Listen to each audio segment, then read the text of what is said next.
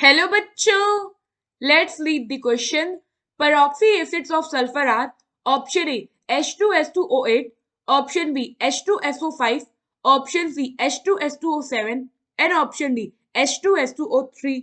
So question में हमें यहाँ क्या पूछा है कि इनमें से कौन सा सल्फर के कंपाउंड में पेरोक्सी लिंकेज बेसिकली प्रेजेंट है, या आप कह सकते हो कि इनमें से कौन सा पेरोक्सी एसिड सल्फर है ना।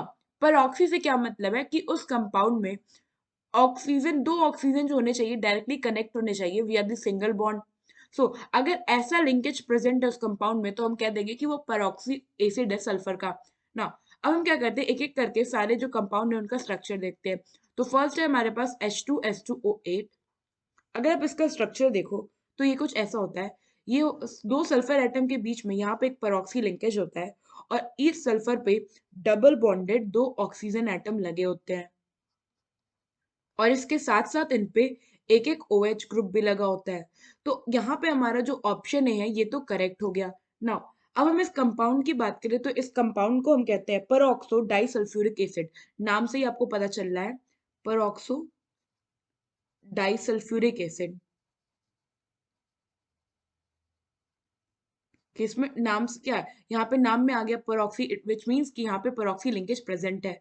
नाउ सेकेंड कंपाउंड है हमारे पास H2SO5। इसका स्ट्रक्चर अगर आप देखो तो यहाँ पे हमारे क्या होता है, एक सल्फर ग्रुप होता है, इस पे क्या लगा होता है पेरोक्सी लिंकेज और इस अनदर ऑक्सीजन पे होता है हाइड्रोजन ग्रुप। नाउ सल्फर पे क्या होता है, हमारे दो डबल बॉन्डेड ऑक्सीजन होते हैं और एक साइड एक OH ग्रुप होता है। अगर आप देखो तो इस कंपाउंड में भी यहाँ पे पेरोक्सी लिंकेज प्रेजेंट है, यानी कि ये वाला भी हमारा जो बी ऑप्शन है ये करेक्ट है। और इस कंपाउंड के नेम की अगर आप बात करो तो इसे हम कहते हैं peroxo mono. This is peroxo mono sulphuric acid, या फिर इस कंपाउंड का एक दूसरा नाम है कैरोज एसिड।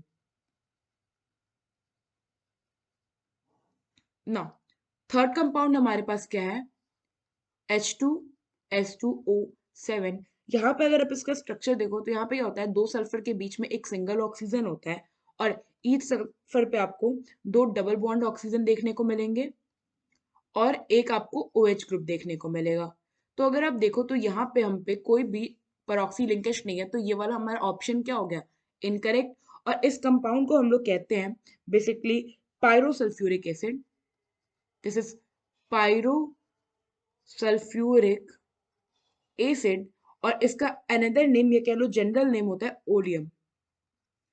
नाउ फोर्थ कंपाउंड हमारे पास क्या है यहाँ पे, H2S2O3। नाउ इस कंपाउंड का अगर आप स्ट्रक्चर देखो तो ये ऐसा होता है, सल्फर पे डबल बॉन्डेड दो ऑक्सीजन होते हैं और दो OH ग्रुप होता है। तो अगर आप देखो तो यहाँ पे कोई पेरोक्सी लिंकेज नहीं है, तो ये भी ऑप्शन इनकरेक्ट हो गया।